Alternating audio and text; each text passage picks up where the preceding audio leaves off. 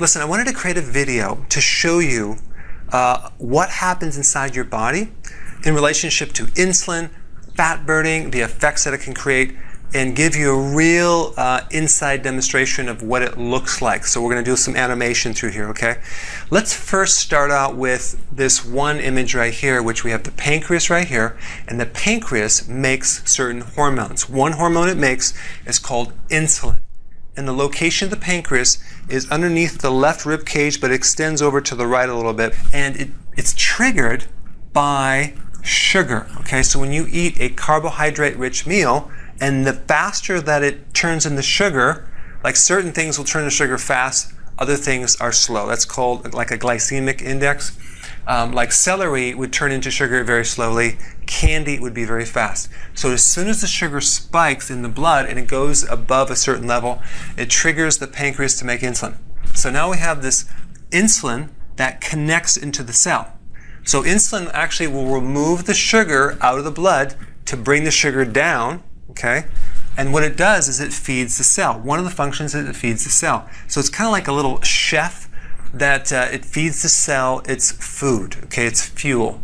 So you can look at insulin also as a key that opens a door, allowing the cell to absorb glucose, okay?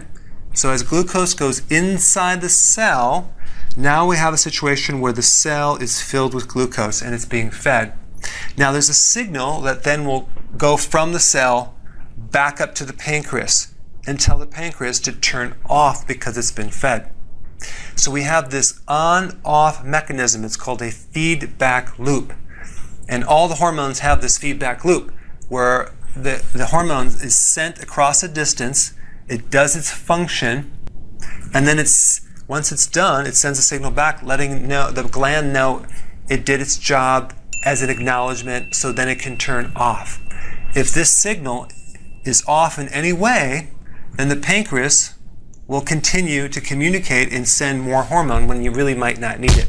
Okay, so we know number one, insulin feeds the cell fuel, okay? Then it helps you store sugar. So here's insulin, it comes in here, takes the sugar out, feeds the cell. Number two, it actually stores sugar mainly in the liver, but some in the muscle as well, and some in the kidney, some in the brain, and some in the white blood cell, but mainly the liver and kidney. That's where the storage happens. And the body stores sugar as something called glycogen. That's the name of it. Glycogen is a series of glucose molecules strung together in a chain. So there's two main types of fuel storage in the body. We have the glycogen reserve, and then we have the fat reserve, okay? The glycogen reserve, which is the sugar reserve, is roughly only 1,700 calories. It's very, very tiny, versus 70,000 calories on a non-obese average person. So we have 70,000 calories for fat versus only 1,700, that's 1,700 for sugar reserves. Okay, so insulin helps in the absorption of fuel in the cell. It helps in the sugar storage, which is called glycogen reserve. And number three, it converts excess sugar and carbohydrates into fat. Okay, so fat comes from the excess carbohydrates. So as soon as the blood sugars go too high, insulin converts it to fat in the liver. So it's dumping fat into the liver and dumping fat into the body, specifically in the belly area. This is the storage around the liver and starts spilling off into a belly, a fat belly. That's where it's coming from. So in this section, I'm going to talk about what is excess sugar in the blood. Normal blood sugar is between 80 and 100, okay, milliliters per deciliter. This basically means you have 1 teaspoon of sugar per all of your blood. On an average person, it's roughly 1 1/3 gallons of blood. That's normal. An average American consumes 31 teaspoons of sugar. So you can imagine how much sugar that is in your body. Your insulin needs to deal with it, so it has to get this toxic sugar out, protect the cells, and dump it into the reserve, which is your belly. So it's converting the excess sugar to belly fat, and that's how it works.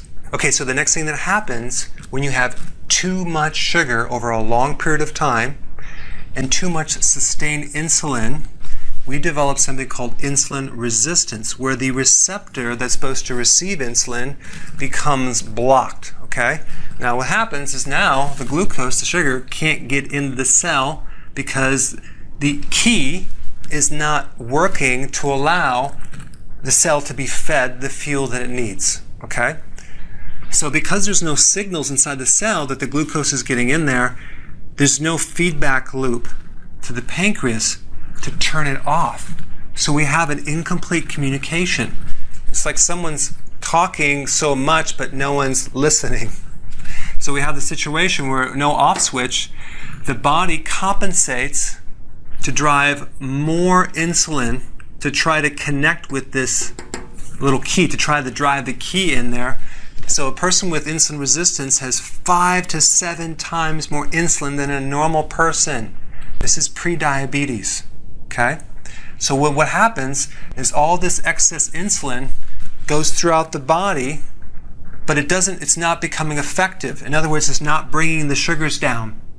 It's not feeding the cells.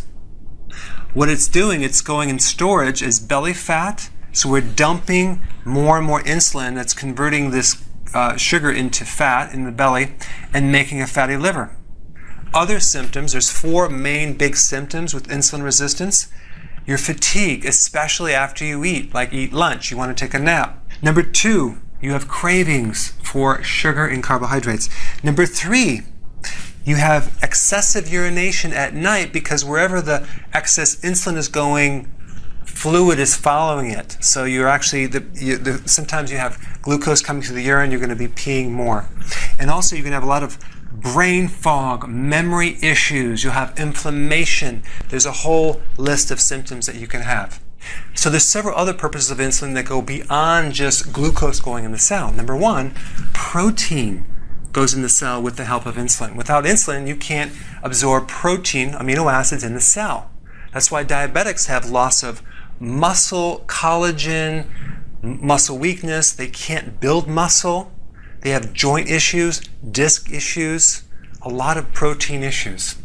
And potassium, the major mineral or electrolyte, which is potassium, will not go in the cell as well, thereby having fatigue, high sodium, that's going to get high pulse rate, high blood pressure, arrhythmias, heart arrhythmias, skip heartbeat, palpitations, edema, swelling in your feet, poor sleep because potassium helps relax your body, muscle cramps, constipation, gout, kidney stones. Okay, so insulin is needed for other things. We're going to talk about the best exercise for that lower belly pooch, that flab in your lower part of your stomach, okay? So many people go to the gym and they're doing massive amounts of sit-ups, okay? And that's fine, but it doesn't necessarily get rid of that looseness, okay? That loose skin or little flab in the lower part right here. Because if you think about it, when you do a sit-up, you are basically causing the lower part of your stomach to relax and become even looser, okay? What we want to do is reverse sit-ups, okay? Like in this example right here, where the person is extending back. So you want to tighten up your butt muscles and extend back, okay, over and over and over. That's going to tighten the lower abdomen muscles, okay, and the skin, and over time it'll tighten that lower area. And so what I would recommend just starting out to prevent any lower back pain is to do it about 25 times, okay? Rest for a few minutes, do it 25 times, rest, do it 25 times. You'll feel that your stomach kind of even goes in just from that alone. So you want to play around with this to make sure that your lower back does not get too painful because you're going back and you're not used to it.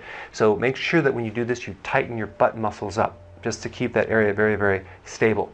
Now, the next day, if you're sore, of course, wait till you're not sore. Maybe do it every other day. And you keep increasing this slowly over time to the point where maybe you're doing 50, 3 sets of 50, and you're really creating a nice change in your lower abdomen. Now, as far as a diet standpoint, definitely healthy keto and intermittent fasting, but there's 2 tweaks. Number 1, you have to keep your carbs below 10 grams, not 20, 30, or 50 grams. You've got to bring it all the way down because that will force your body to really target the middle section. The middle section is where a lot of the insulin receptors are, and so we want to bring our carbs down. That's going to be the most important action, bringing your carbs down, okay? So that'll help get this leaner and leaner and leaner, and then this exercise will tone and tighten the lower flab that you might have. The second thing is the quantity of fats that you have in your diet. If you consume too many fats, your body will turn those into ketones and not your own body fat. So you may also want to play around with the quantities of fats and start cutting down your fats to the point where you cut down your carbs, cut down your fats, so your body has like no choice but to really tap into the stomach. If you do this correctly, within a few months you can actually really tighten up and